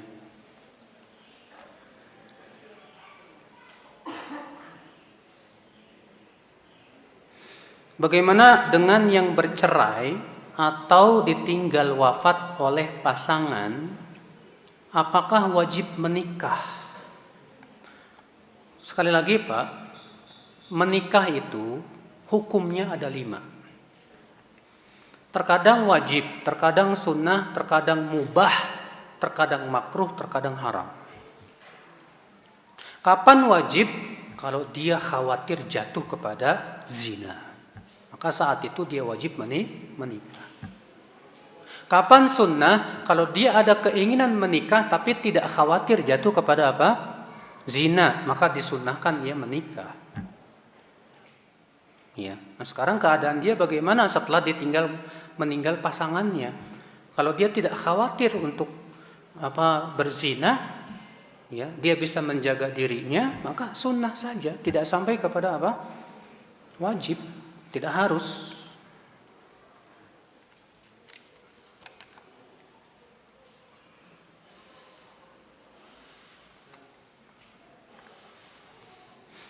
Apa hukum salat di masjid yang temboknya menempel dengan kuburan tanpa adanya pemisah? Kalau kuburan itu masih bagian area masjid, jangan. Karena ia masuk dalam kuburan, dalam masjid itu namanya. Tapi kalau kuburan itu sudah di luar area masjid, maka ini lebih ringan. Nggak masalah sholat di situ, karena itu sudah bukan area masjid lagi. Walaupun tentu yang paling bagus adalah dipagar lagi kuburannya tersebut dengan pagar yang tersendiri. Iya.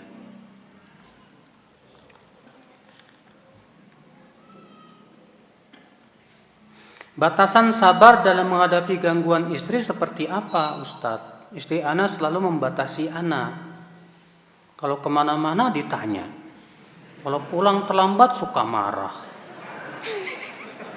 Ketika ana mau kajian dan istri tidak bisa ikutan karena anak masih kecil, seperti tidak rela ana untuk pergi kajian. Padahal istri ana sudah kenal sunnah. Istri anak qanaah. Tapi pemarah dan posesif sekali. Nah itulah Pak, kesabaran kamu diuji. menghadapi istri yang posesif seperti itu. Maka kamu harus bisa memberikan kata-kata yang membuat dia puas. Biasanya wanita seperti ini harus dikasih alasan yang memuaskan dia. Bilang, mah, kamu gak usah khawatir. Aku gak bakalan kawin lagi kok. Aku cuma mau pergi kajian. Kan pahalanya besar. Nanti kalau aku pulang kan aku bisa berbagi ilmu sama kamu. Ya, kita kayak dulu aja loh, Umar bin Khattab itu sampai gantian sama tetangganya. Ya, sekarang kan kita punya anak. Kalau kita bawa anak ke majlis taklim kan ganggu, kasihan orang. Kamu insya Allah saya pulang saya akan sampaikan apa saja yang saya dapatkan dari suami, dari ustadz. Gak usah khawatir, tenang. Maka dari itulah kewajiban antum menenangkan apa? Istri. Cuma masalahnya antumnya juga nggak bisa nenangin masalahnya. Ketika melihat istrinya temperamenan, antumnya udah baper, udah bawa perasaan duluan, udah kesel duluan, belum apa-apa udah langsung menyikapi yang enggak. Itu juga antumnya kurang dalam hal ini, berarti sabar, ya. Sampaikan kepada dia hujah-hujahnya, pahamkan kepada dia. Ya, saya sebagai seorang suami kan wajib mendidik anak istri, saya kan wajib menuntut ilmu. Ya. Kalau pulang terlambat, kenapa pulang terlambatnya? Makanya kan Rasulullah melarang seseorang suami, kata Rasulullah SAW, ya, kata Rasulullah SAW dalam sebuah hadis yang sahih itu,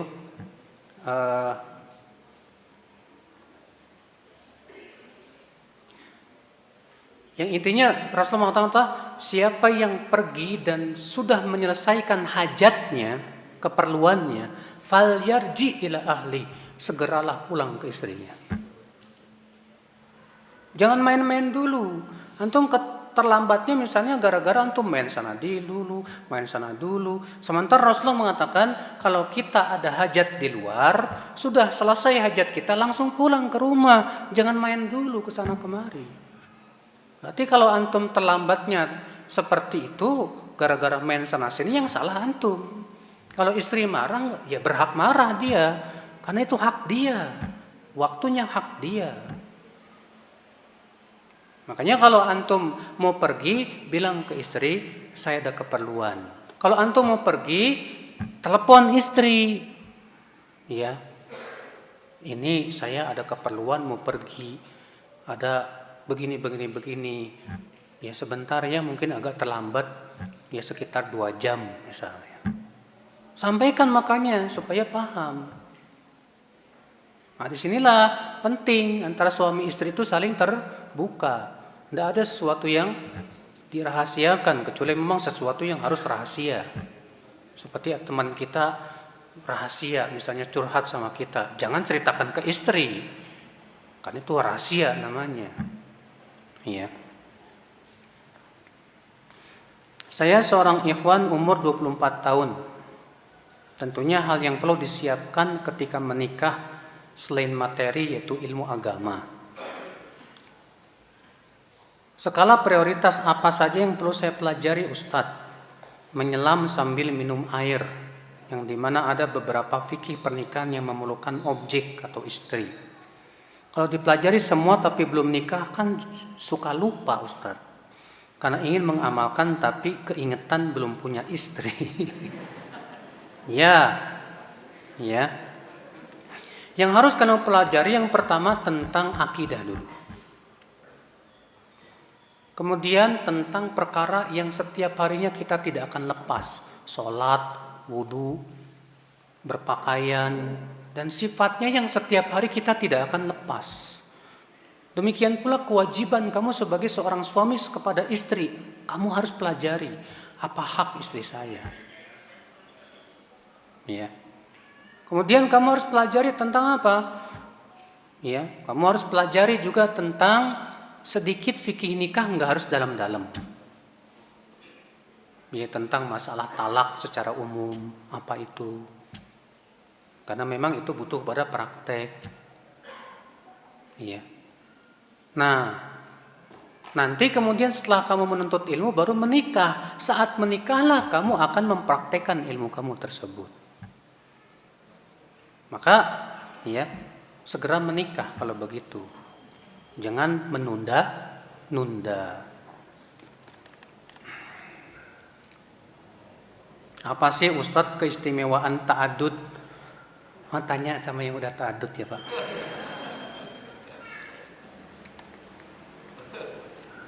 Saya bukannya tidak mau menjelaskan, saya takut karena belum bisa ngamalin. Yang jelas semua yang Allah izinkan pasti maslahat. Ya. Antum baca aja deh bukunya Ustadz Firanda yang berjudul Mukjizat Poligami. Itu Ustadz Firanda punya buku itu bagus. Judulnya Mukjizat Poligami. Fadhol, baca aja, beli.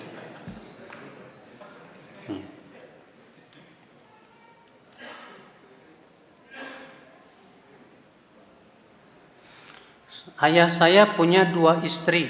Saya punya adik-adik dari istri kedua ayah saya. Namun ibu saya melarang saya berhubungan dengan mereka. Karena sampai sekarang sepertinya ibu saya tidak ridho dengan ayah saya nikah lagi.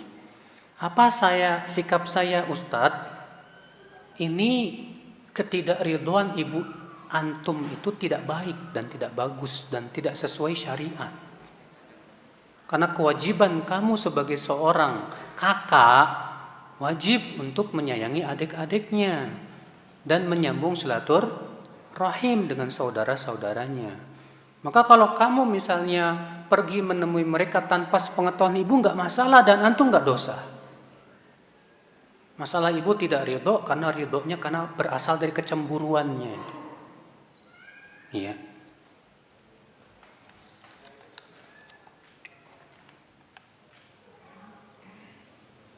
Apa boleh istri minta suami untuk menceraikannya?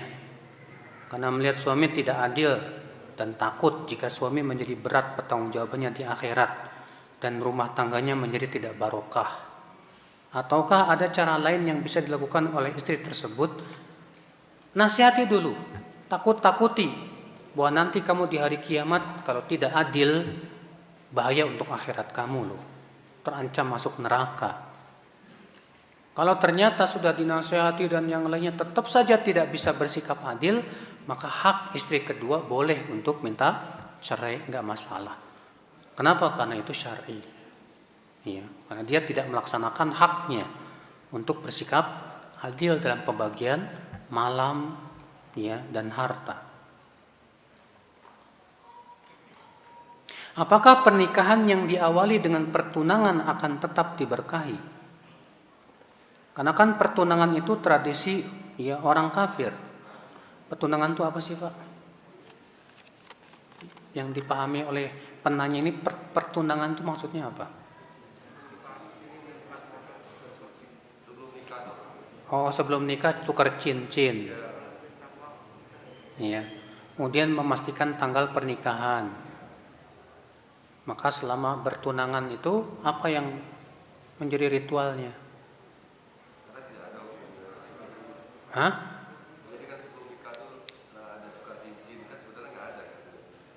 Iya. Pertama Pak, sesuatu yang merupakan adat kebiasaan masyarakat, kalau itu tidak bertabrakan dengan syariat, boleh-boleh saja. Disebut tasyabuh kalau itu memang kekhususan mereka, orang kafir. Adapun kalau itu bukan kekhususan orang kafir, tidak bisa disebut tasyabuh. Saya berikan contoh. Sepak bola asalnya dari orang kafir bukan? Hah? Sekarang kalau kita sepak bola disebut tasyabuh nggak dengan orang kafir? Volleyball, badminton, dan banyak lagi permainan yang asalnya dari orang kafir.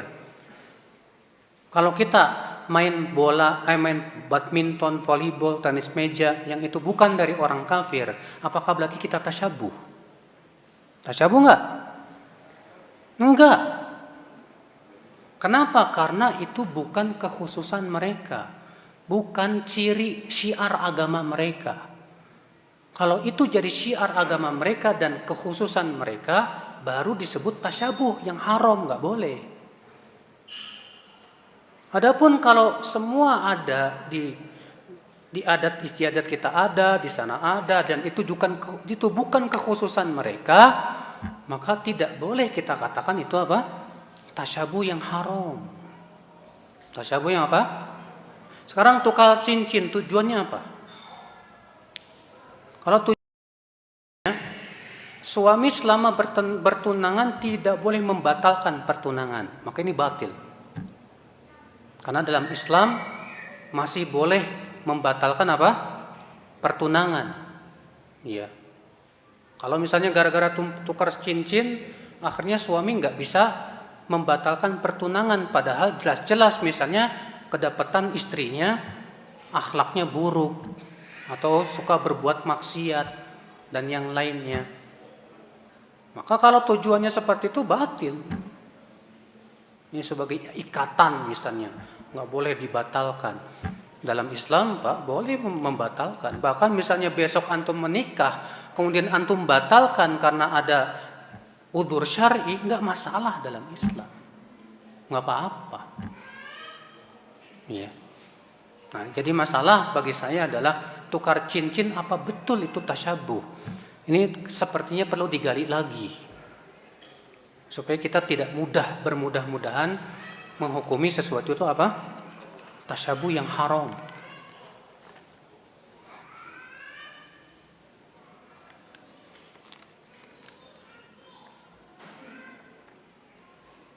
Apakah ada istilah puber kedua dalam Islam? Nah, itu tanya kepada ahli psikologi, Pak. Iya. Nah, tanya kepada ahli psikologi tentang psikologi seorang laki-laki atau wanita. Ya, saya tidak tahu, saya belum pernah belajar tentang itu. Puber kedua, puber ketiga, puber keempat, puberan dan yang lainnya, saya nggak paham. Yang jelas naluri seorang laki-laki adalah condong kepada lawan jenis, demikian pula wanita. Iya.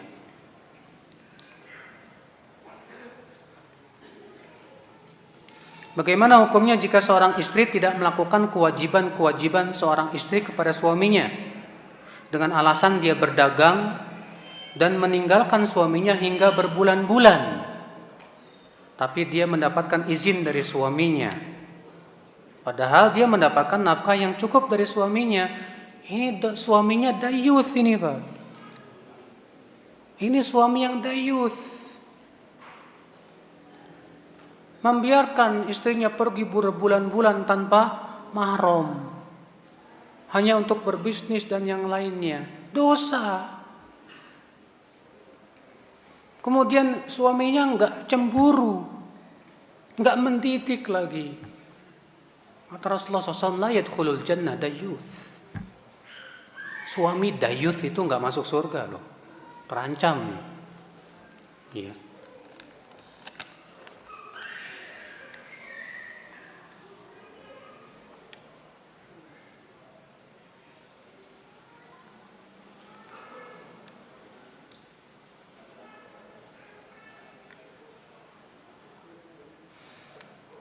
Bagaimana menurut pandangan Islam seorang akhwat menikah dengan ikhwan yang belum mengenal sunnah karena dijodohkan orang tua?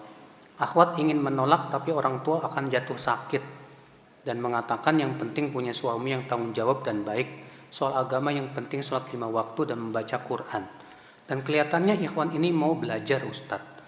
Syaratkan, saya mau menikah sama kamu tapi dengan satu syarat, kamu wajib ikut ngaji. Kamu terima nggak syarat ini? Kalau kamu tidak terima syarat ini, saya nggak mau. Ituan aja. Syaratkan. Tegas dari awal. Ya. Bila mahar dijual atau digadai untuk memenuhi kebutuhan keluarga, apakah suami harus menggantikan dengan yang baru atau bagaimana? kalau suami akad dengan istrinya pinjem, mah bisa nggak minjem? Maka wajib ganti. Tapi kalau istri merelakan nggak apa-apa, jual aja, maka suami tidak wajib apa? Ganti, karena dia sudah merelakannya. Saya akhwat, saya besok ada wawancara kerja tapi hati saya selalu galau kalau masalah kerja di luar. Tetapi satu sisi keadaan ekonomi butuh dibantu dan saya sudah menikah. Taib, sekarang kamu kerja di luar, kamu sudah menikah. Kamu kira-kira kalau kerja itu pertama, ya, lalai enggak dalam melaksanakan hak suami?